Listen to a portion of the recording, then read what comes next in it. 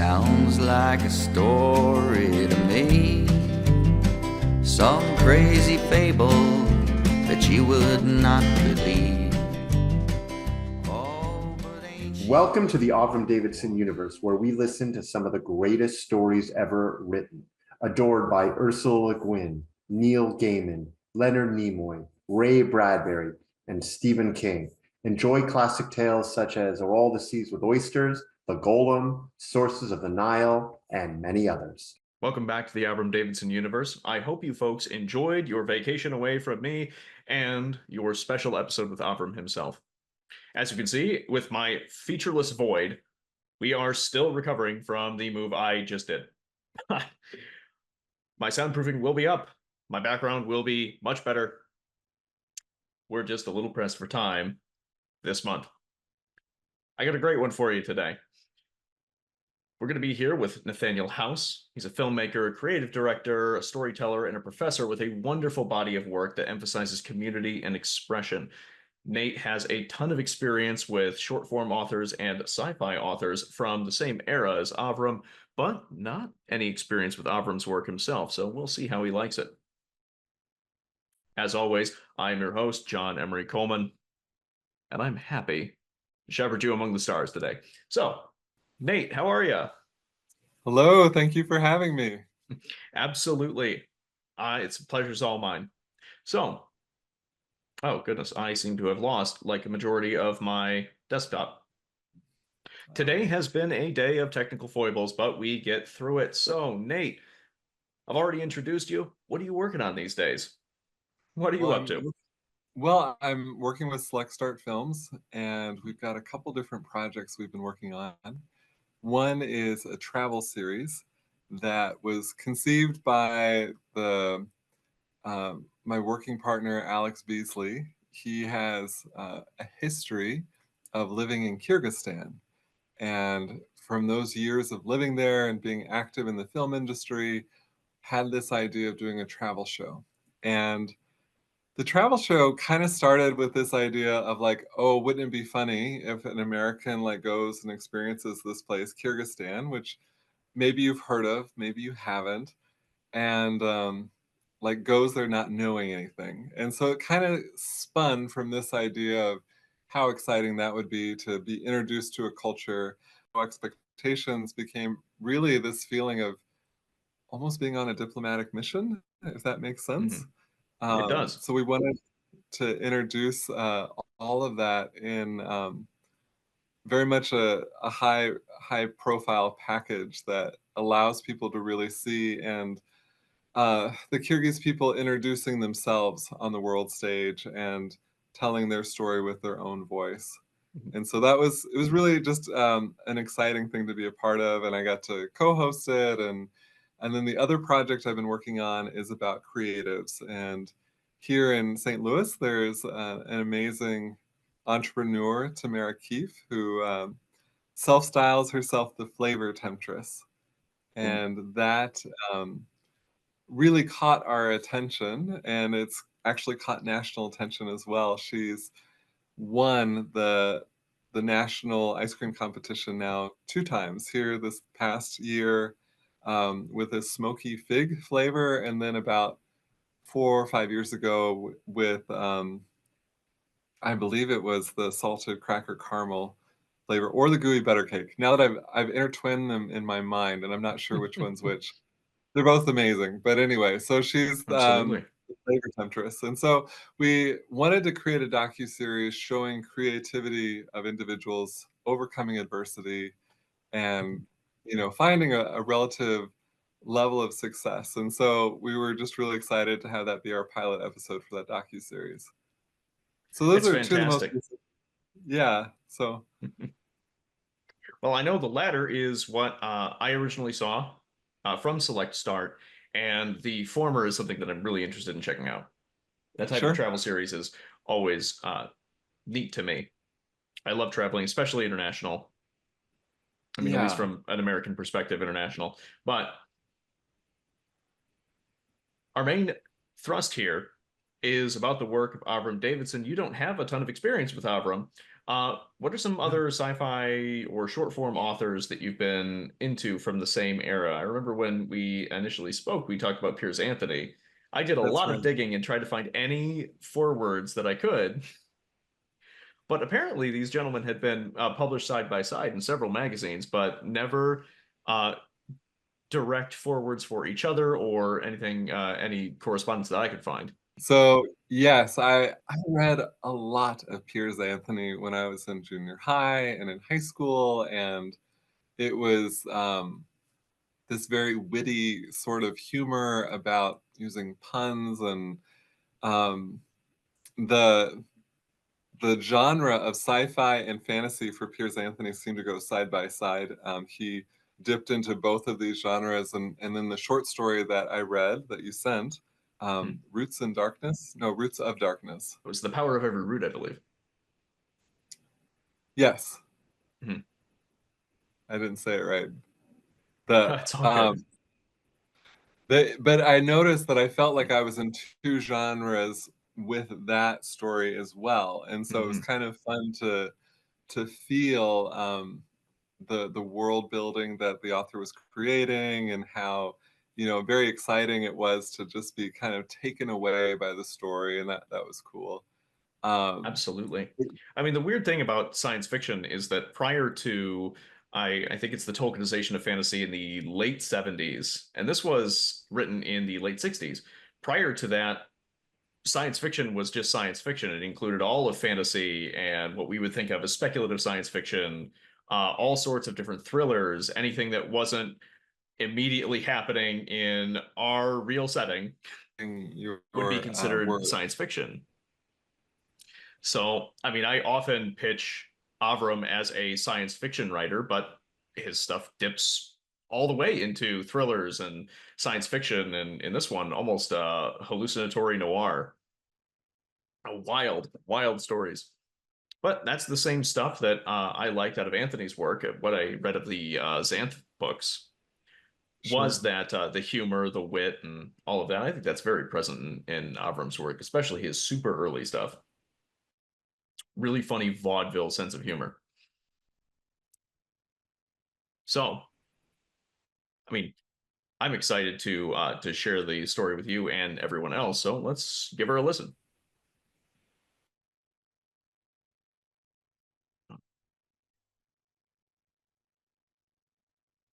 I think I've lost my thing again.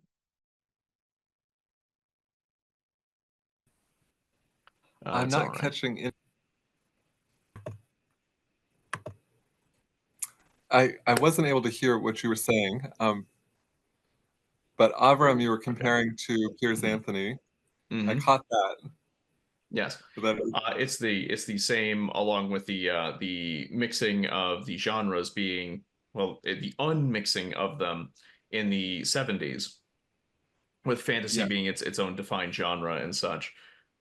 That being much more of a modern notion that there are two different distinct genres, or even pulling thriller or psychological or hallucinatory stories or hallucinogenic stories, all of those becoming their own little subgenres and mini genres.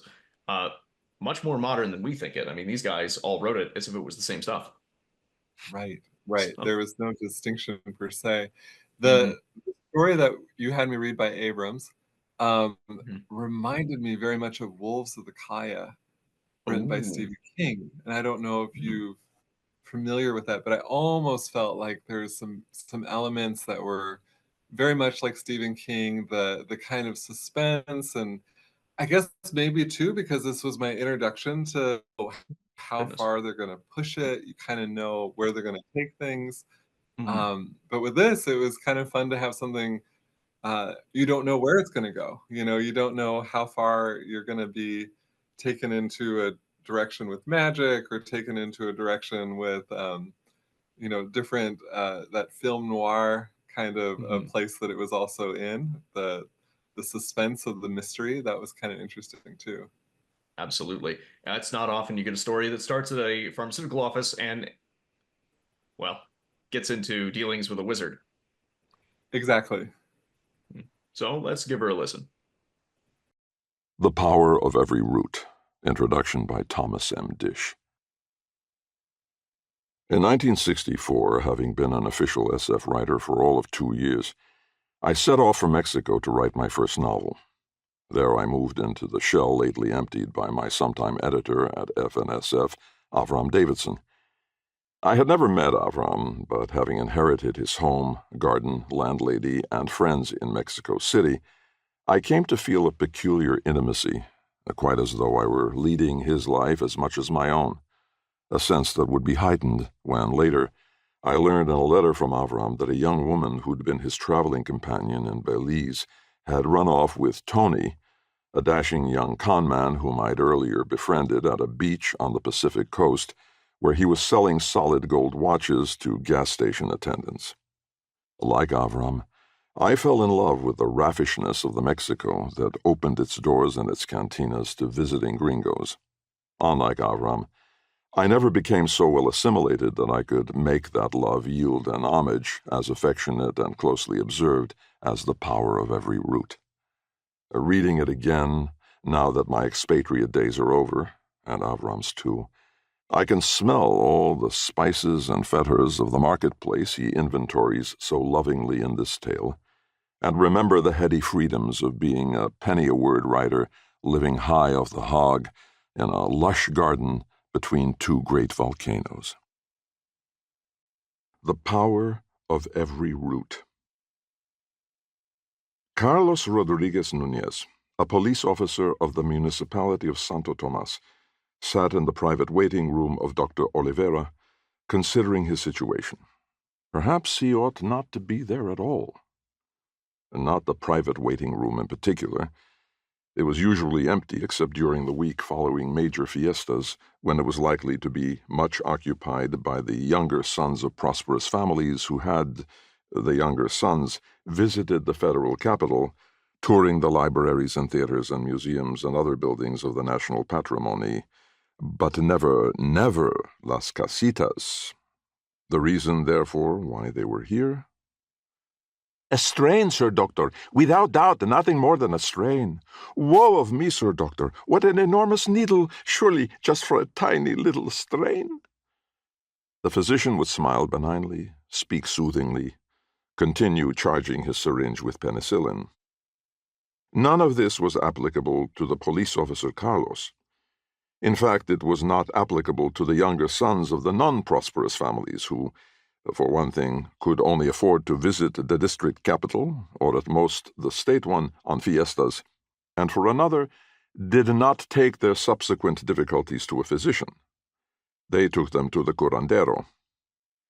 Carlos now wondered if he should not do the same. No. The social status of a government employee, a civil servant, might be imperiled by visiting a native herbalist and wizard. Besides, the physician's public waiting room was just that, public. Let him be seen there, word would get around. Don Juan Antonio would ask questions. Don Juan Antonio was jefe de policia, and it seemed to Carlos that his superior's manner to him of late had lacked cordiality. But then it seemed to Carlos that everybody's attitude toward him of late lacked cordiality. He could not understand why this should be. He was a very gentle policeman. He took only the customary little bites of graft. He did not hit drunks hard. He gave cigarettes to prisoners, often.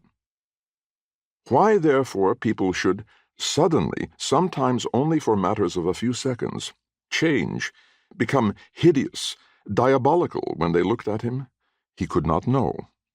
Their faces would swell, become even more horrible than those of the masked Moros or the Judases in the fiesta parades had seemed to him as a child. The air would become hot. Voices would croak and mutter ugly things. He had difficulty breathing sometimes. And his head. A large tinted oval photograph of old Doña Caridad, Dr. Oliveira's mother, glared at him from the wall. Her lips writhed. She scowled. Carlos got up hastily. Doña Caridad's unexpected and totally unprovoked hostility was more than he could stand. He had his hand out to open the outer door when the inner door opened and the physician himself stood there, momentarily surprised, immediately afterwards urbane as always, bowing him in. Doña Caridad was as immovable and expressionless as before. There was a formal exchange of courtesies, then silence. Dr. Oliveira gestured toward the publication on his desk. "I have just been reading," he said, "in the medical journal about eggs. Modern science has discovered so much about eggs." Carlos nodded. Dr. Oliveira placed his fingertips together. He sighed. Then he got up and, with a sympathetic expression, gestured for Carlos to drop his trousers. "Ah, no, Sir Medico," the officer said hastily. No, it isn't anything like that." Dr. Oliveira's mouth sagged. He seemed to hesitate between annoyance and confusion. Carlos breathed in noisily, then said, all in a rush, "My head is bursting. I have dizziness and pains. My eyes swell. My chest burns. My heart also. And... He paused. He couldn't tell about the way people's faces changed. Or about just now, for example, Doña Caridad. Dr. Oliveira might not be trusted to keep confidence. Carlos choked and tried to swallow. The physician's expression had grown increasingly reassured and confident. He pursed his lips and nodded. "Does the stomach work?" he inquired. "Frequently? Sufficiently frequently?" Carlos wanted to tell him that it did, but his throat still was not in order, and all that came out was an uncertain croak. By the time he succeeded in swallowing, the Señor Medico was speaking again.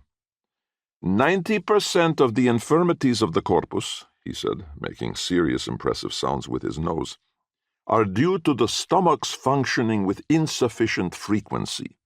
Thus the corpus and its system become poisoned. Sir Police Officer, poisoned. We inquire as to the results. We find—" He shook his head rapidly from side to side, and he threw up his hands. "That pains are encountered. They are encountered not only in the stomach, but in—" he enumerated on his fingers, "the head, the chest, the eyes, the liver and kidneys, the urological system, the upper back, the lower back, the legs. The entire corpus, sir, becomes debilitated." He lowered his voice and leaned forward, half whispered, half hissed. "One lacks capacity." He closed his eyes, compressed his lips, and leaned back, fluttering his nostrils and giving short little up-and-down nods of his head. His eyes flew open, and he raised his brows. "Eh?" Carlos said, "Doctor, I am 30 years old. I have always until now been in perfect health, able, for example, to lift a railroad tie. My wife is very content. Whenever I ask her, she says, 'Como no?' And afterwards she says, 'Ay bueno.' I do not lack—" A baby cried in the public waiting room. Dr. Oliveira got up and took out his pen. "I will give you a prescription for an excellent medication," he said, making a fine flourish and heading the paper with a large, ornate Señor C. Rodriguez, N. He wrote several lines, signed it, blotted it, handed it over. "One before each alimentation for 4 days, or until the stomach begins to function frequently. Do you wish the medicine from me or from the pharmacia?" Discouraged but still polite, Carlos said, "From you, doctor. And your honorarium?" Dr. Oliveira said deprecatingly, "With the medication, 10 pesos. For you as a civil servant." "Thank you. And also avoid eggs. Eggs are difficult to digest. They have very, very large molecules." Carlos left via the private waiting room. Doña Caridad looked away contemptuously. Outside, those coarse fellows, woodcutters, the cousins Eugenio and Onofrio Cruz, nudged one another, sneered. Carlos looked away. He crossed the plaza, vaguely aware of its smells of grilling, crisp pork carnitas, ripe fruit, wood smoke. His head and eyes and throat were misbehaving again. He remembered that the forestal authorities had forbidden woodcutting for a month as a conservation measure, and that he had meant to look out for possible violations. A toothless old Indian woman with bare gray feet padded by, mumbling a piece of fried fish. Her face twisted, became huge, hideous. He shut his eyes, stumbled. After a moment he felt better and went on up the steps of the covered market and into the excusado. As always, he received mild pleasure from not having to pay the 20 centavos charge. He closed the door of the booth, dropped the pills in the bowl, flushed it. So, saved 20 centavos, spent, wasted 10 pesos. On the wall was a new crop of graffiti. "A harlot is the mother of Carlos Rodriguez," and read one. Ordinarily, he would have read it without malice, even admiring the neat moderation of the insult. By crediting him with 2 family names, albeit reducing one to the formal initial, the writer had avoided accusing him of illegitimacy. Or he might have remarked to himself the effects of enforcing the lowered compulsory school entrance age. The obscenities were increasingly being written lower and lower on the walls. But now, incoherent with rage, he rushed shouting outside and almost ran into his superior, Don Juan Antonio, the chief of police, who looked at him with the peculiar look so familiar nowadays, asked, "Why are you shouting?" and sniffed his breath. Accepting this additional insult, Carlos muttered something about boys begging in the market. Don Juan Antonio brushed this aside, gestured toward the other end of the plaza. 20 auto buses of students from the high schools and colleges of the state capital are stopping over here before they continue on to the National Youth Convention. Must I direct traffic myself while you are chasing beggar boys? Ah, no, Senor Jefe. Carlos walked hastily to where the yellow buses were slowly filing into the plaza and began directing them to the somewhat restricted place available for parking. The rest of the space being already occupied by vendors of black pottery marked with crude fish, brown pottery painted with the most popular women's names, parrot chicks, Tabasco bananas, brightly colored cane-bottom chairs, pineapples sliced open to reveal the sweet contents, shoes, rubber tire-soled sandals, holy pictures and candles, rebozos, mantillas, pear-shaped lumps of farm butter, grilled strips of beef, 100 varieties of beans, 1,000 varieties of chili peppers, work shirts, bright skirts, plastic tablecloths, patriotic pictures, knitted caps, sombreros. The infinite variety of the Latin American marketplace. He called out to the bus driver, banging his hand on the bus to indicate that the vehicle should come back a little bit more. A little bit more. A little bit crash. He had backed the bus right into the new automobile belonging to Don Pacifico, the Presidente Municipal. The driver jumped out and cursed. The mayor jumped out and shouted. The students descended. The population assembled. The police chief came running and bellowing. Senorita Filomena, the mayor's aged and virginal aunt, screamed and pressed her withered hands to her withered chest. Her numerous great-nephews and great-nieces began to cry. Carlos mumbled, made awkward gestures, and that ox, the station-master, a man who notoriously lacked education and was given to loud public criticism of the police, he laughed. The crowd became a mob. A hostile mob, the people of which continuously split in two in order to frighten and confuse the miserable police officer with their double shapes and now dreadful faces. It was horrible. Lupe's body, one was always aware, was altogether independent of Lupe's dress. It did not depend upon it for support, nor did it quarrel or struggle to escape from it. But firm and smooth and pleasant, it announced both its presence and its autonomy, and like the dress itself was always bright and clean and sweet. Others might doubt the fidelity of a comely wife, but not Carlos. Lupe was the best thing about the Ranchito Rodriguez.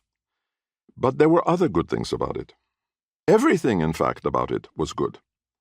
The large brown adobe bricks of the walls were well made, well cured, well set in their places. The tiles of the roof neither cracked, nor leaked, nor slipped. Pajaritos hopped about from perch to perch in their wooden cages, chirping and singing, outdone in their bright colors only by the dozens of flowering plants set in little pots or cans. Carlos and Lupe never had to buy corn to make nixtamal, the dough for tortillas or tamales. They grew their own, and this supplied them as well with husks to wrap and boil the tamales in, and when the cobs had dried, they made good fuel. There was an apple tree, and a great, tall old pignole, which supplied them with blue-gray nuts whose kernels were as sweet as the apples. The goat had always fodder enough, the pig was fine and fat, and half a dozen hens relieved them of any need to depend upon the chancy eggs of the market women. Not the least of the ranchito's many amenities was its stand of fleshy maguey cactus, whose nectar gave an aguamiel from which, mixed with the older and stronger madre de pulque, came the delicious and finished milk-colored drink which made it unnecessary for either Carlos or Lupe to patronize the bare and shabby, sour-smelling, fly-ridden pulquerias. True, there were no children, but they had only been married 2 years. It was Carlos's experienced observation that it sometimes took longer than that before children started arriving, and that once they did start, they generally continued in sufficient quantity. The ranchito was good.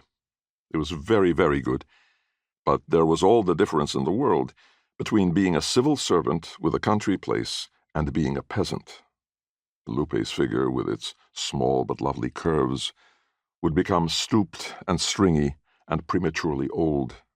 Carlos would wear the patched baggy cottons of the campesino instead of his neat gabardines. That is, if he merely lost his job. What costume they wore, those unfortunates in the Misericordia, the great walled hospital for the mentally infirm, he did not know. This institution, long since secularized, had been originally of religious foundation, and Carlos, remembering that, considered the possibility of discussing his problem with the local priest. He did not consider it long. True, Carlos was a believer, and wore no less than 2 medals on a golden chain against his strong chest. He never went to church, also true. For one thing, it was not very male to go to church. That was for women, and old men. For another, it was regarded that servants of the secular state should neither persecute nor patronize religious functions. Also, the priest, that amiable and gregarious man, might accidentally let slip a wrong word in a wrong ear. Of course, it was not to be thought for a moment that he would betray the seal of the confessional, but this horror of Carlos's days of late, this was no matter to confess. It was not a sin, it was a misfortune. He could seek the cura's friendly counsel no more. The worthy man mingled much with the caciques, those of political importance. A single sympathetic reference to poor Carlos, and poor Carlos might find himself displaced in office by a cacique's nephew, cousin, brother-in-law. The precise degree of relationship hardly mattered. Not with Don Juan Antonio's warning words still in his ears. "One more mistake, young one. Just one more." Carlos blinked. He hadn't realized he'd come so far from town. Behind and to his left was the Holy Mountain, the high hill on which had stood the pyramid in pagan times, from which now sounded the discordant bells of the little church. Behind and to his right was the concrete circle of the bullring. Ahead, the footpath he had for some reason been following broke into a fork. The one to the right led to the little house of his maternal aunt, Maria Pilar, a woman of strong personality who inclined to take advantage of his infrequent visits by asking him to mend her roof or say the rosary, or perhaps both. He did not desire to see Tia Maria Pilar, certainly not now. Why then was he here? The path to the left, where did it lead?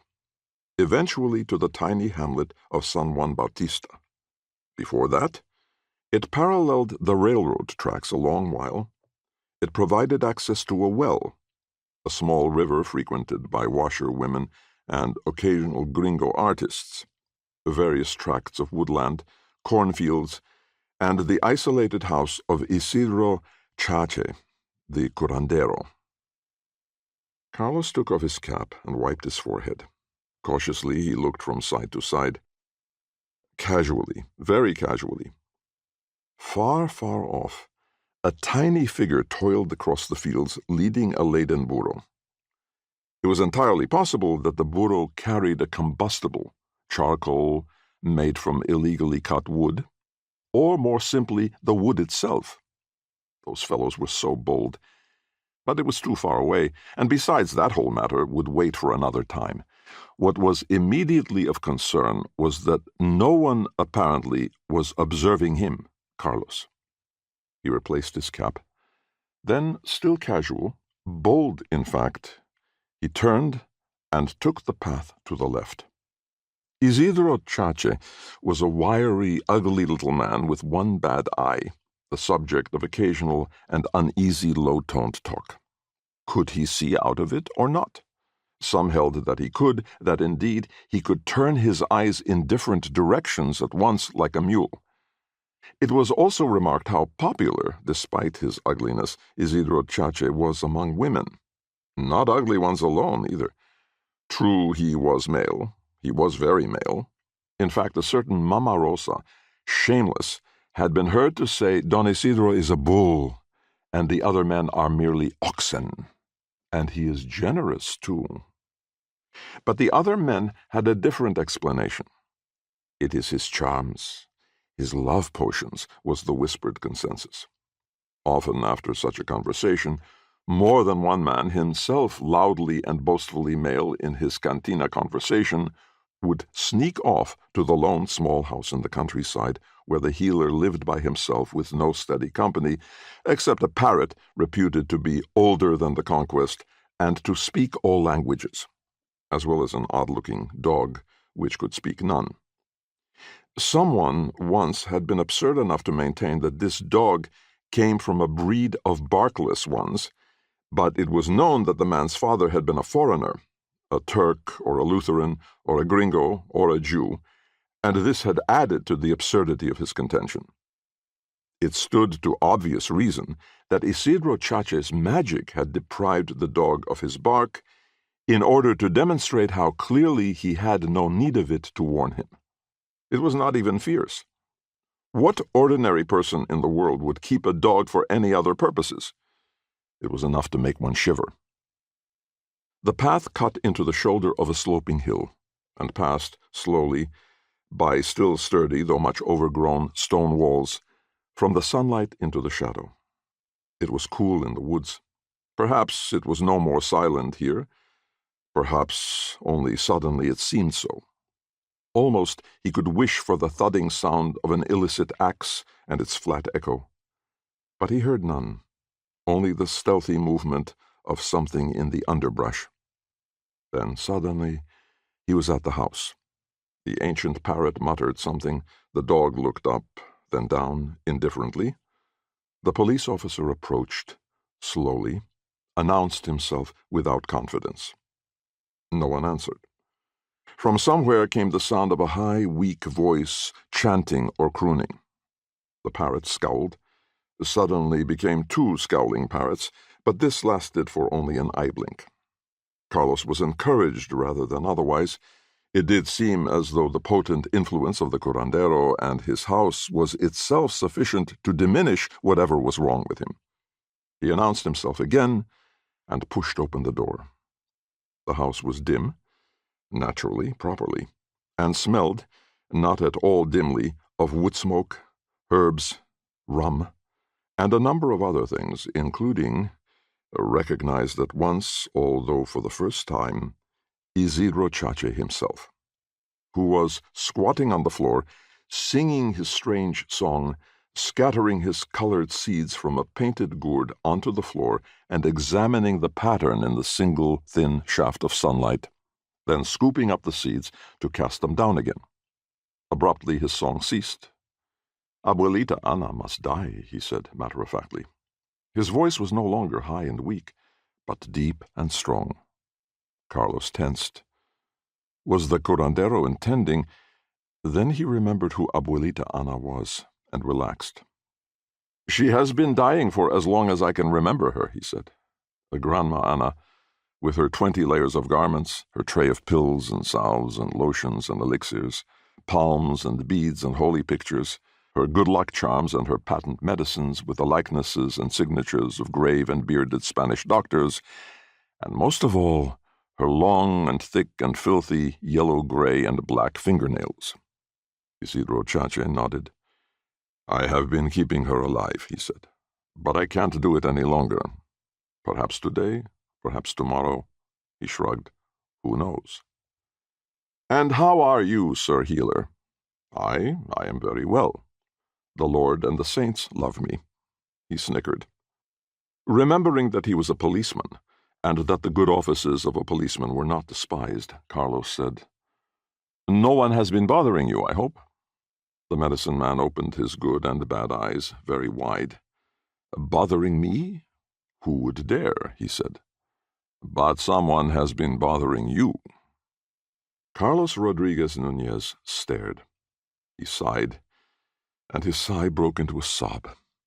With his voice not always under control, he told the healer of his troubles, the ugly voices heard, the ugly faces seen, the pains of body and head, dizziness, doubling of vision, unfriendliness and enmity of people, and finally, fear that he might lose his job, or worse. The curandero's expression as he listened and nodded was not totally dissimilar from that of Dr. Oliveira. "Pues, I don't think we have to deal here with the results of impiety," he said slowly, with a reflective air. "You're not a hunter or a woodcutter. You'd have little occasion to offend the deer people or the small people. Even if you had, this is not the way in which they generally take revenge. I say generally. But for the moment, this is something we'll leave to one side. What then? The evil eye? One hears a lot of nonsense about it. As a matter of fact, the grown men are very rarely the victims of the evil eye. It is the children whom one must look out for." He discussed various possibilities, including malfunctioning of the stomach, or its functioning with insufficient frequency, a difficulty for which he, Isidro Chache, had many excellent herbs. "But," the policeman protested, "it is not that, I assure you." Chache shrugged. "What do you suspect yourself, then?" In a low, low voice, Carlos murmured, "Witchcraft or poison." Chache nodded, slowly, sadly.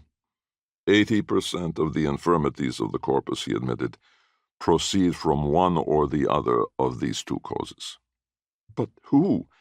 But why?" "Don't speak like an idiot," the medicine man snapped. "You are a police officer. You have 100,000 enemies, and each one has 100,000 reasons. Why is a little consequence. As for who, while it would be helpful if we knew and could lay a counter-curse, it is not essential. We do not know who, we only know you, and it is with you that we must concern ourselves." Humbly, Carlos muttered, I know. He watched while Chache cast the seeds again, made him a guardero out of shells and stones and tufts of bright red wool, censed him with aromatic gum, and fumed him with choking herbs, and performed the other rituals of the healer's arts, concluding his instructions with a warning to be exceedingly careful of what he ate and drank. The officer threw up his head and hands in despair. "A man with 1,000 eyes could be taken off guard for long enough. If I turn my head in the cantina for a second, someone could drop a pinch of something into my food or drink. Then eat only food of your wife's preparing. And as for drink, I will give you a little charm which will protect you for either rum or aguardiente." Vague about the amount of his honorario, Chache would say only that the cost of the first visit was 20 pesos, including the 2 charms. He directed that the next visit be in 3 days. Carlos walked away feeling partly reassured and partly re-afraid. The smell of the magic infumations was still in his nostrils, but gradually, in the vanishing day, it was succeeded by others. A haze hung over everything. Despite official exhortations in the name of science and patriotism, the ignorant small farmers and the people of the Indian ejidos, whose lands ringed around the municipality, had begun the annual practice of burning their fields and thickets to prepare for the corn crop. It was perhaps not the best season, this one chosen by the forestal to have forbidden illicit woodcutting and burning. It would be difficult to distinguish one smoke from another at any distance, or at night one fire from another. It was a season when the land seemed to have reverted, in a way, to pagan times. There was fire all around, and always fire, and not infrequently some confused and terrified animal would find itself cut off, surrounded, and would burn to death. But these offenses against, say, the deer people, Carlos left to the offending Indios and to the curandero. Another and lighter haze hung over the town and its immediate environs. It was present twice daily, at early morning and at dusk. The haze of wood and charcoal fires, which bore the faint but distinctive odor of tortillas, reminiscent of their faint but distinctive flavor toasting on griddles, and the pat, pat, pat of the hands of the women making them. Carlos had come to prefer the darkness. In it, he could see no hostile, no distorted faces. Seeing fewer objects, he would be disturbed by fewer objects malevolently doubling themselves. If only at such times his irregular pains and distress would diminish as well. They seemed to, a little, but a little was not enough. Perhaps the things the curandero Isidro Chache had done would diminish them much. Hastily, furtively, in the gathering darkness, Carlos fell to his knees and said a short, quick prayer to La Guadalupana. It was in his mind that his wife's full name was, after all, Maria de Guadalupe. "Tu café," she said, pouring it as soon as he entered, hot and strong and sweet. "Tu quieres una torta?" He proceeded cautiously with his supper at first, but although his sense of taste was distorted, imparting a faintly odd flavor to the food, it seemed that tonight his throat at least would give him no difficulty. Afterwards, as she finished washing the dishes, he approached and embraced her, one arm around her waist, one hand on her breast, and thoughtfully and gently took her ear between his teeth. She said, "Como no," as usual. But afterward she did not, as usual, say, "Ay, bueno." And afterward also, in the bitterness of failure and the fatigue of despair, turning his thoughts to other things, he had his idea. Surely, if he were to pull off a great coup, arrest someone besides a troublesome borracho for a change, for example, surely this would restore his so greatly fallen credit with the police department, to wit, Don Juan Antonio. At least so he reasoned.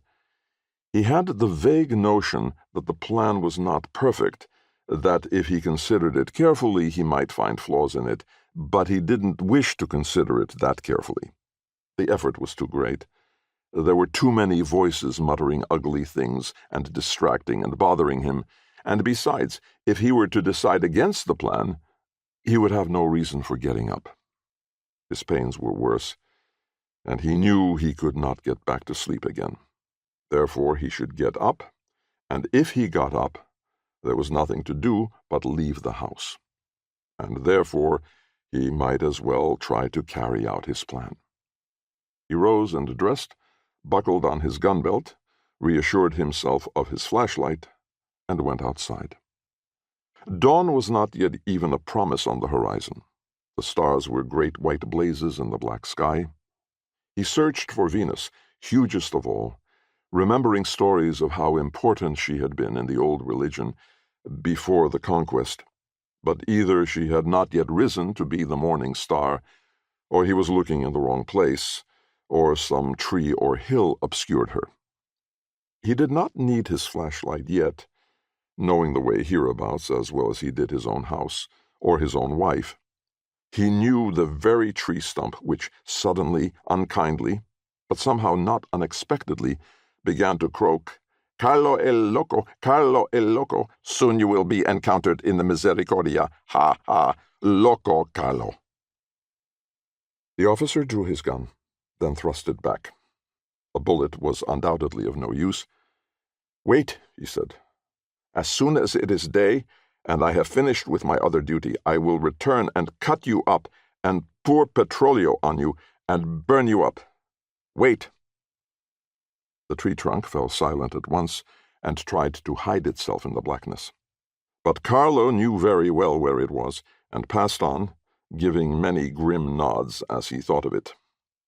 He strained his ears, but heard nothing of what he hoped he might. Doubtless the malefactors had done their original work kilometers away, back in the wooded slopes of the mountains.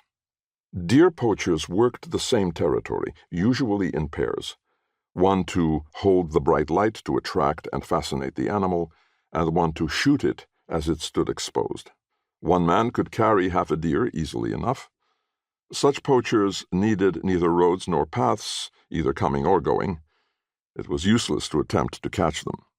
Not so, however, with the woodcutters, those thieves of natural resources and national patrimony, denuding the forested hills and leaving them a prey to erosion. The more he thought of them, the more he realized the iniquity of their crimes. Moreover, look what great rogues they were even when in town. Consider how those cousins Eugenio and Onofrio Cruz, a choice pair, had sneered and gibbered at him only the day before in the plaza. In fact, on reflection, not only yesterday either. And why? For no reason. So, clearly, Carlos's previous attitude had been wrong. Woodcutters were not mere poor devils toiling hard to earn their bread, and currently forbidden even to toil by bureaucrates intent on their own devious ends. Merely to confront the axemen and issue warnings was not enough. The darkness of the woods became overshot with red, scarlet, and crimson. They needed to be taught one good lesson once and for all. Ladrones, hijos de putas. But even two men could not carry on their backs enough wood from forest to town to make it worth the effort. A woodcutter required a horse or a mule, or at very least a burro, which confined him largely to paved or at any rate beaten thoroughfares.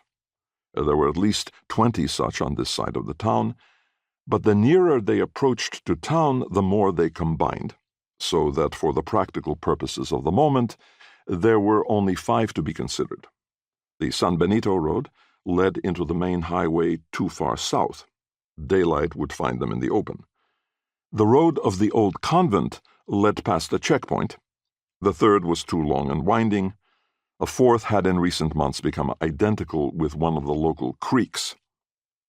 Carlos was not very strong on arithmetic, but he felt fairly certain that this left but one road.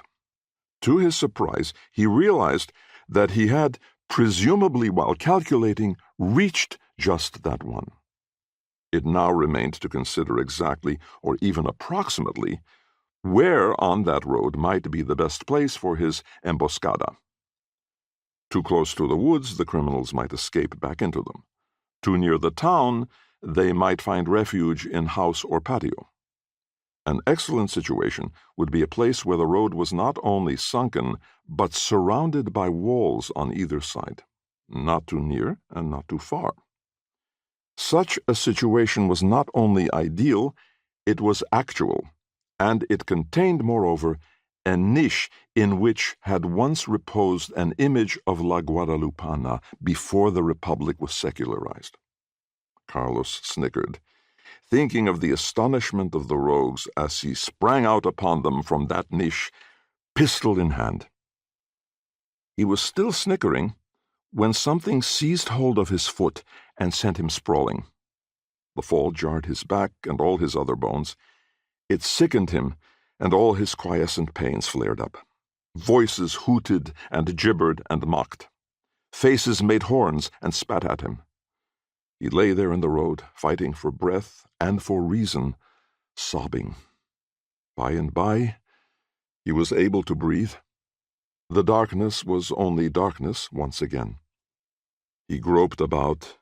His fingers recoiled from what they found, then groped again and found the flashlight. He gave a long, high cry of anguish and of terror at what the yellow beam disclosed lying there in the road. The body of a man lying on its back in a pool of blood. It had shirt and pants and hands and feet, all as a man should. But where a man's head should be, it had no head. Slowly, slowly, the sky lightened. Mist mingled with smoke and obscured the sun. Carlos Rodriguez, N., with burning and smarting eyes, paced back and forth in the road. He had been doing so for an hour, 2 hours, 3, who knows how long. He dared not sleep. Suppose someone were to steal the body. He had not dared to return to town and report the killing, for the same reason. He had been sustained in his vigil by the certain knowledge that daylight would bring people out on the road, and that he could send one of them into town with his message, preferably one of a group of mature and respectable ciudadanos whose testimony about the body would be incontrovertible. But, as it happened, the first ones along the road were a pair of boys taking 4 cows out to pasture. Or one boy taking 2 cows. It was no longer possible for Carlos to be sure if he were seeing single or double. 1 boy and 2 cows. 2 boys and 4 cows. 1 body with no head. 2 bodies with no heads. The sky was gray and cold, and the treacherous sun feared to show itself. Eventually he was satisfied there were 2 boys, for one of them agreed to run back with the message, and Carlos could see him running at the same time he could see the other boy drive the cows off the road so as to get them past the body. Life or death, the cows must eat. The boys were out of sight, the cattle too, and someone was shouting, still shouting, had been shouting forever. With a shock he recognized his own voice and fell silent. Flies began to settle on the blood and on the body. Very soberly, very tiredly, Carlos observed the corpse. He did not recognize it. It looked neither familiar nor strange.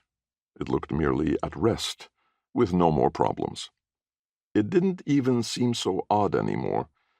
One had heard before of murderers removing the heads of their victims in order to destroy or at least delay identification. Rest, and no problems. How long would it take the boy to get back to town? And how long for Don Juan Antonio to arrive? And then? And what then? Would he commend Carlos, curse him, discharge him, arrest him, commit him? The man's arms and legs began to tremble. He tried to repress the tremors, failed, seated himself on a stone, placed his back against the side of the roadside wall, placed his revolver in his lap, and without volition or premonition, immediately fell asleep. His head jerked back, and he jumped forward and upward with a cry of alarm, thrusting his hands forth to catch the revolver. He did not catch it. Neither did he see it fall, neither could he find it. His shout and motion startled the flies, and they rose from the drying blood with an ugly thrumming buzz. Carlos pitched forward onto his hands and knees, stared stupidly at the dark pool with its blue lights. The blood was still there, but the body was gone. Everything whirled around and around, and Carlos whirled with it, staggering along the road with arms outstretched to keep from falling. He had slept. He had slept. After the hours of keeping awake to guard the body in the darkness, he had fallen asleep in the earliest daylight. Now he was worse off than ever, for now Don Juan Antonio knew there was a body, and how would Carlos be able to account for its loss? Weeping, sobbing, cursing, stumbling along, he knew that he could account for that no more than for the loss of his revolver. He was certainly doomed. Unless he provided another body so no one would know the difference. Below him he saw the railroad tracks. Half sliding, he descended the slope and ran along the rails. He knew who must have done this to him. Who else but the woodcutters, those thieves and sons of harlots? Why else but to take revenge upon him for his intended capture, and to prevent his ever doing so? But he would show them now and forever. They had incited the entire poblacion against him, but he would show them. He came to a switch, and just a short distance away was the equipment shed of the maintenance crew, with its weathered inscription, "This edifice and its entire contents is the property of the Republic." With his shoulders skewed around, he burst it open, seized up the first grass machete he saw, and rushed out again. He had time. Would he be in time? Would Don Juan Antonio have been awake? Been elsewhere? How soon would he start out? Carlos prayed for time to stand in between Don Juan Antonio and the barbarous plot of the woodcutters. And luck was with him. The mists parted as he came back over the slope, and there down below was a man leading a burro laden with wood. Cautiously and carefully, so shrewdly that he was obliged to smile to himself and to stifle his own laughter, Carlos approached, bent over and on crouching knees. The burro approached, the burro passed. Carlos rose to his feet and darted forward on his toes. The machete swung, the body fell, spouting blood. Carlos kicked the fallen head like a football, watching it drop into the underbrush. He threw the body over his shoulder and ran and ran and ran and ran. "Carlos," said Don Juan Antonio. "Carlos, do you hear me? Stop that! Stop that and listen to me. Do you hear?" "No use, Jefe," said his assistant, Raimundo Cepeda. "It's the shock, the shock. He won't come out of it for a while."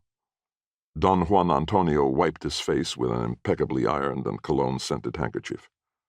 "Not he alone. I am also in such a situation. Dreadful, horrible. People do not realize—" "Poor young man," sighed the elderly jailer, Uncle Hector, shaking his head. "Only consider—" Don Juan Antonio nodded vigorously. "By all means let us consider. And let us consider the whole case.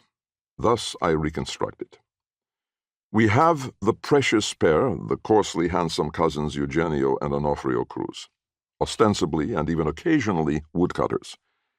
On the side, drunkards when they had the money, thieves, and worse, when they had the chance, partners against the rest of the world, fighting often between themselves.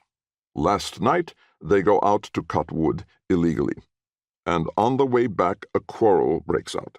Who knows why? For that matter, perhaps Eugenio merely decided on the spur of the moment to kill Onofrio. At any rate, he does kill him with a blow of his axe. Then, to conceal the identity of the corpus, with the same axe he decapitates it, and returns to his hut, carrying the head. Also, the defunct's wallet. Once there, the thought occurs to him that he should not have left the body. With daylight coming, it will soon be found. So he prepares a pile or pyre of wood.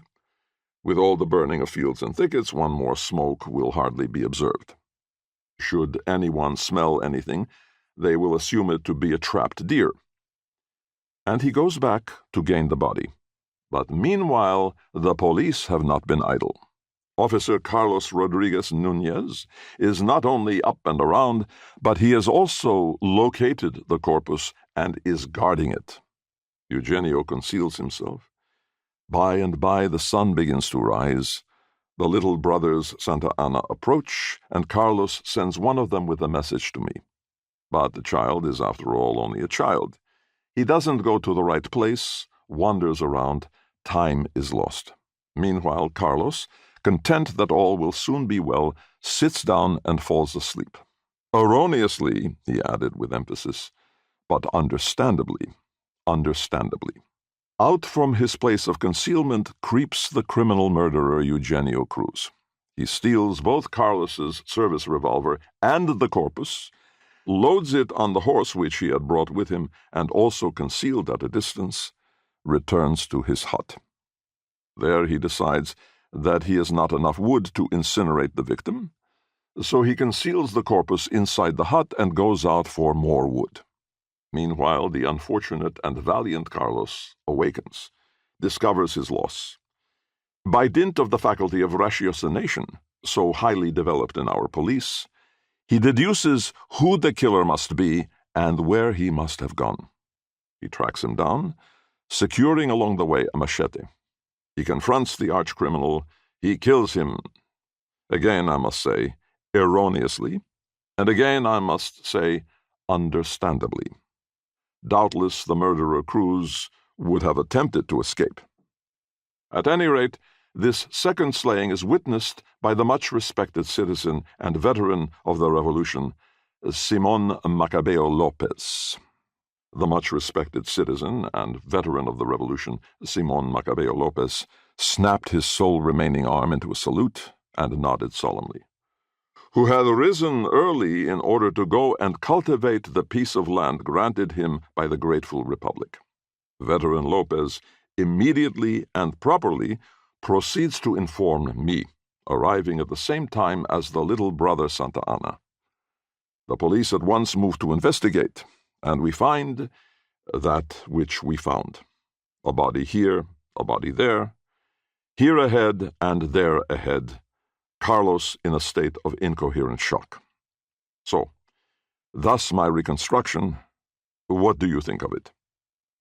There was a silence. At length the assistant head of the police said, "Masterful, masterful. Thank you.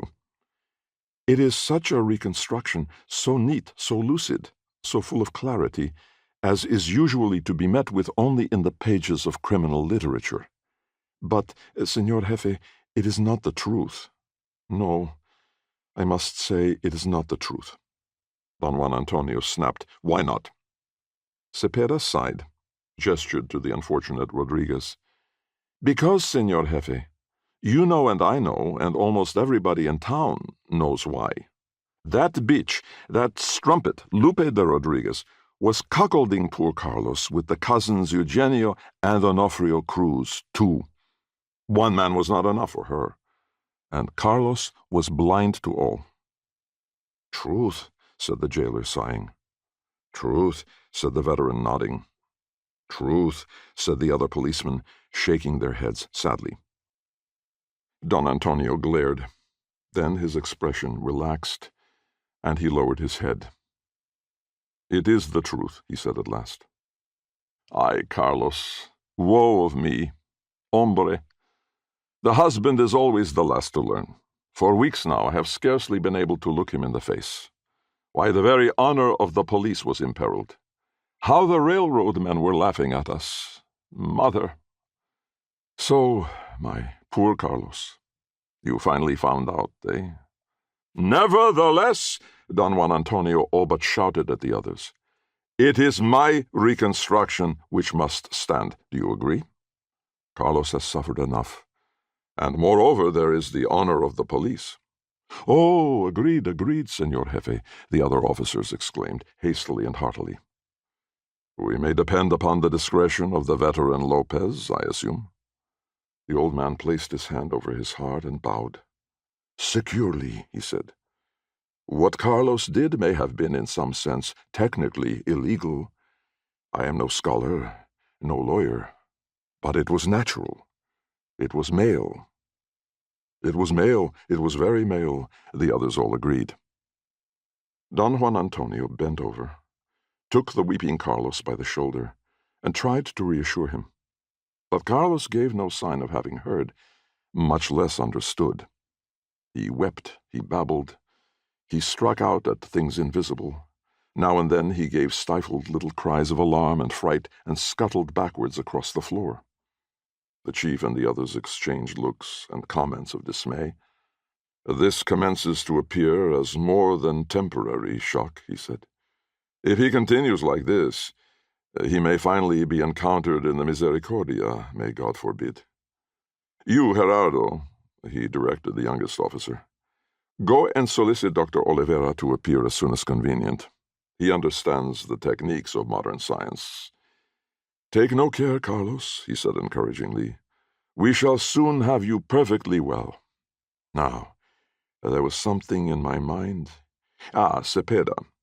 Yes, Sir Chief? You said, with Eugenio and Onofrio Cruz, two. Two. Who else, eh?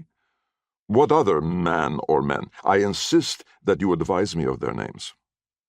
Rather reluctantly, the assistant said, Well, sir, I know of only one other, Isidor Chache, the curandero. Astounded first, then outraged, then determined, Don Juan Antonio arose to his full height. The curandero, eh? That mountebank? That whoremonger? That charlatan? He reached over and took up his cap. Come, we will pay a call upon this relic of the past. Let us inform him that the police have teeth, eh? The jailer, old Hector, shook his head vigorously. The even older veteran of the revolution put out his hand. No, no, patron, he said imploringly. Do not go. He is dangerous. He is very dangerous. He knows all the spirits and the demons of the woods. He can put a fearful curse upon you. No, no, no. What? Cried Don Juan Antonio scornfully. Do you think for a moment that I put stock in such superstition? He stood brave and erect, not moving from his place. Old Hector said, Ah, patron, it is not only that. After all, I too am a civil servant. I do not. But, sir, consider. The curandero knows the power of every root and herb and leaf and grass. He is familiar with each mushroom and toadstool. Consider. A single pinch in food or drink, and what man has 1,000 eyes? Consider the result of such poison. Sterility, impotence, abortion, distortion of vision, paralysis of the throat, imaginary voices, dizziness, pain, swelling of the eyes, burning of the chest and heart, hallucinations, wasting away, insanity, and who knows what else. No, patron, no, no. He traffics with the devil, old Lopez muttered, nodding. Well, said Don Juan Antonio. This commences to sound like a matter for the priest, then, would you say? Securely the priest, if not indeed the bishop. Instantly, the chief of police returned his cap to its place. Obviously, then, it would be unfitting for a servant of the secular republic to mix in such a matter. I thank you for calling this to my attention. We shall not dignify the old fraud with our presence. His eye at that moment was looking out the window. He seemed startled. Speaking of the... did I not mention the good priest? Look. The good priest was indeed at that moment crossing the plaza, his technically illegal cassock covered by an unobjectionable overcoat for most of its length. Preceding him was his sacristan, bearing the small case in which all knew were carried the vessels for the administering of last sacrament. Hector, do me the favor, go and inquire who has died, and then go and see what is keeping the doctor. I, Carlos, hombre. Hector trotted out. A moment later, he returned close enough to call a name before proceeding to the physician's office. What did he say? Don Juan Antonio inquired. Who? Sir, Abuelita Ana. You know, the... What? Don Juan Antonio was surprised. Grandmother Ana? Who would have expected it? She had been dying as long as I can remember her. Well. His mouth still astonished, he lifted his right hand and slowly crossed himself. There is so much to enjoy there, and it kind of leaves you hanging that you don't know exactly what's going to happen next. I can always appreciate a story in which you are given a completely logical or not, well, if not factual, physiological reasoning for the rest of the story, and then reintroducing the magic again. It is a visceral story with a Yeah. a whole ton of fantastic, and then not just visceral in terms of something gory, but in terms of the description of the marketplaces and the locations there. That story was written out of Avram's experiences and life in New Mexico. And boy, that is just, you can really tell that guy loved that place. Wonderful. Yeah. Yeah. Mhm. So I'm just trying to imagine, like, when you picture it, would you have put it in that genre of this is sci-fi? Like we were talking about a little earlier, I think in the 60s I would have in terms of the perspective on the work. Yeah. It's a thriller, but it's got those fantastical elements that would have pushed it into science fiction or science fantasy for some people. I think nowadays it's a much more straightforward thriller, Yeah. but Well, so I've been a mental health professional. I've been a therapist for the past 15 years or so. And it was interesting seeing this crisis that the protagonist is having. He's worried that, he's imagining things. He's worried that he's seeing, like he's seeing the ghastliness whenever people look at him, they look away or they don't want to make his eye contact, and that he doesn't understand what's going on, and that he believes that this is something wrong with him. And it was just very interesting to see like that being played out. Like I think nowadays people like have an internal problem or a mental health crisis, they talk about it with someone, and you're seeing like that time capsule, the way in that day and age, like would someone say anything or not? And he's oh, talking about absolutely. this. Yeah, and it's just very very different, right? Very Mhm. um there's only been one time in my career as a social worker that someone told me, like, I think someone's following me. I know, there's all these symptoms of paranoia. Like, I think people are listening. I think people are taking photos of me. And it was like building and building and building and building and building. And this was going on for about a month. So 4 sessions in. And at the beginning of the 5th session, he was like, Dr. House, I want to tell you, I found out that I was under investigation. There was a private Oh, investigator, my oh ex-wife's hired, goodness. and it was all real. And it was just this, I could not imagine yeah. having So issues with paranoia and then having it be completely ratified by oh yes, goodness. sometimes that feeling that you're being watched Mhm. is because you're being watched. And Absolutely. it was just kind of this realization in the story that yeah, this guy, everyone knows your business Mhm. because everyone knows your business. So that was Absolutely. kind of kind of I funny. think it's incredibly poignant in the late 60s to be dealing with that type of so many of the themes in the story are, and actually the overt text is about how it's not masculine to deal with these issues, how it would be very male to act in this aggressive, violent manner in order to resolve these problems. Yeah, And boy, that is incredibly relevant to, I mean, today's issues with men's mental health and how that's portrayed in media versus, right. how it was even back then. I Yeah. mean, still pretty much the same. Well, and there's a lot of forces at work with the characters, like Mhm. this feeling of, well, we need to support the police. Mhm. We need, even though it's not really justice, or even though it's not really like, we need to support each other and put a good show of force out there. And it's Mhm. I I don't know. I mean, the way it's depicting this small little town that justice is being held by these Mhm. few people, and they've got to like feel they're gonna to make a way Mhm. forward in that community. But then when you bend it into these like they're like you said, he goes to visit the wizard, and trying to understand like, well,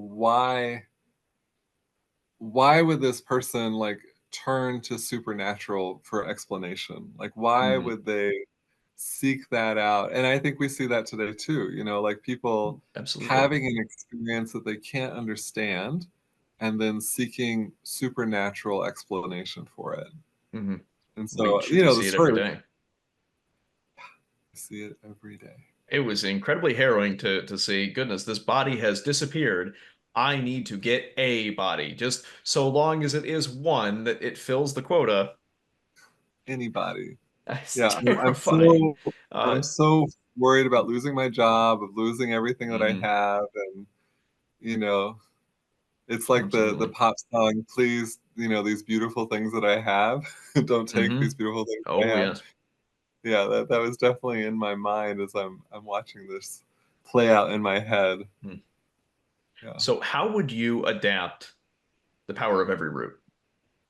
So I was thinking about that, and like that is it's it's always interesting to me, especially like what I was just talking about, where you take Mhm, music that is current and you apply it into a story that maybe is familiar. Like that's mhm. something I've seen at Shakespeare in the Park, for instance, here in St. Louis. Like Oh, they'll take mhm, modern songs and they'll play them into a piece. And I think we see a lot of that actually in modern cinema, like mhm, these current things, and it adds this like edginess to the situation or the story. And I was thinking about like, okay, well, what would I do to connect with the audience or have that feeling of mhm. the like this is timely, this is within this year or something. And so that would be one piece of it. So a lot of my work that I just described to you is very like documentary style, and Mhm. um, the other work that I've done in Seattle with a different group was narrative films, and so that group liked the idea of a Hallmark movie or this, Mhm. more of a traditional love story or more of a traditional like exploring the relationships of these characters, and so you know, if that group was to take on this project and try to turn it into a film, it would definitely be about looking at these relationships because this story seemed to be that you're so much in the mind of the character Mhm. and what he's thinking and what he's feeling. And I didn't really get a sense yet of like he loved his wife, and that Mhm. if I'm understanding, if I'm remembering this right, but it was like there was this perfect world that he had, but if public perception ruined him, like his whole life would be ruined. It would be over. Absolutely. But I mean, And so even in that, his perfect world was not perfect. it was Never not was perfect. so. And everyone knew but him. In his issue, in Carlos's issue, is that he is perceiving that everybody sees what he sees, his perfect life, and then everyone else sees all of the cracks, and he is currently blind to them. And that paranoia is ruining the guy. And that, And I willing think, is kill perfect. to keep Mhm. that illusion going that Absolutely. everything. Okay. Mhm. I was reminded of the work of the filmmaker Panos Cosmatos. I was speaking about it when we first met, about how I had read through this guy's scripts, and they were these uh, visually stunning, even on the script page for that type of surrealist or almost. I use the term hallucinogenic because it's that 70s filmmaking that is based on surreal imagery and bleeding between scenes and shots instead of just hard cutting. And I saw that all over this work. It is wonderful. I think it works perfectly for that type of story. I don't know about a full feature film unless you were really good at stretching long shots. I Right. can see it. Yeah. Well, it would be very interesting visually to take like like his vision of his world is that everything is perfect, Mhm. but the world keeps seeing him in like you just said all its cracks, and you could very much represent that in the film, where if you're seeing from his eyes the beautiful home, the beautiful gardens, the beautiful, everything Mhm. is so wonderful, but it would be interesting to turn the camera from someone else's lens, and you're Mhm. just seeing, like, yeah, you live here, okay, great, good for you, like like kind of like how much in a delusion is this person living. Mhm. um, would be interesting to really lean into that with the storytelling. um, and his admiration for the dawn, I thought it was so above and beyond. Like we have this idea, I think, that sometimes we want the strong man to like fix our problems or fix our world, and it was like, well, once he gets here, once he knows what's going on, then that'll solve it. Like that was kind And of then an the interesting. Don's reaction was just to throw up his hands and go, "Well, okay, it looks like everything turned out well Everything as enough. it should be. Yeah, yeah, Everything's yeah. fine. Yeah, all right, keep going." This This guy this was young murdered. man, Yeah, he this young needed to man be is in the murdered. jail cell babbling his life away now. But hey, everything's fine. Yeah, yeah, and it. Mhm. So I mean, yeah, there's a lot of different directions you could take if you wanted to apply this story to, a more, I don't know, modern. Like, look at like this. If you're going to use it to not lampoon the situation we're in as a country, or the situation that you're, talking about corruption, or talking about people's willingness to just go along with, status quo, or admiration of power. But yeah, like you could definitely kind of see how you could take this story and use it as a template to talk about modern issues and modern problems. Like that. Absolutely. That's I think it's an that's really, incredibly relevant story to what we have going on now, especially with our mental health crisis, men's especially. yeah. Goodness. Honestly, this is one of those stories that I could see if you scripted it, shot it, put it into the next Sundance. Ooh, that's a winner. That is Yeah. absolutely a Yeah. pickup for first place. I could see quite a bit. So, do you Yeah. have any last thoughts?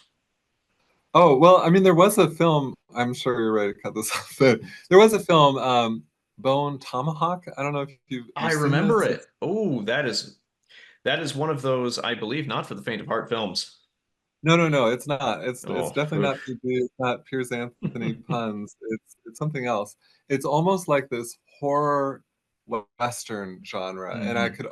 could see this story trending, definitely in that direction of a Absolutely. horror Western. And like, I think there's so much that we, as Westerners, like, as what I Mhm. mean is like white people here in a Western mentality, that we do other eyes, other cultures, other experiences, other narratives, and other views of the world. And so, like, if you wanted to take all of the magic in this, and it looks like magic when you don't understand something, right? But Mhm. it's not that you want to exotic, make some other culture exotic, but this is a story that would definitely lend to, like, there's things that are going on in the world that we don't understand as Westerners because we have this lens.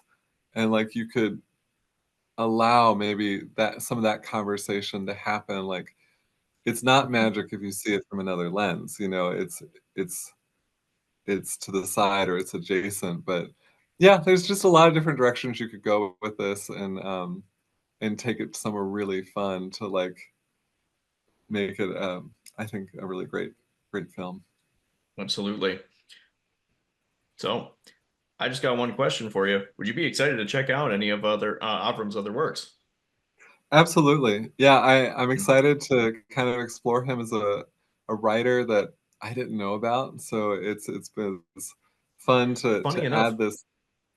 the other story that I put alongside The Power of Every Root, Selectra 610, is, I believe, explicitly about issues with the Writers Guild and and editorial as a whole, and was published alongside Piers Anthony. I can't remember the story that it was published alongside, but they were right alongside each other complaining That's about awesome. editorial. That's But awesome. goodness, Nate, it has been a wonderful time talking to you as always. Thank you so much, and thank you for having me. Absolutely. Thank you for lending us your voice and your experience. Until next time, thank you again. Until next time. Oh, I suppose God only knows. It sounds like a story to me, some crazy fable that you would not believe.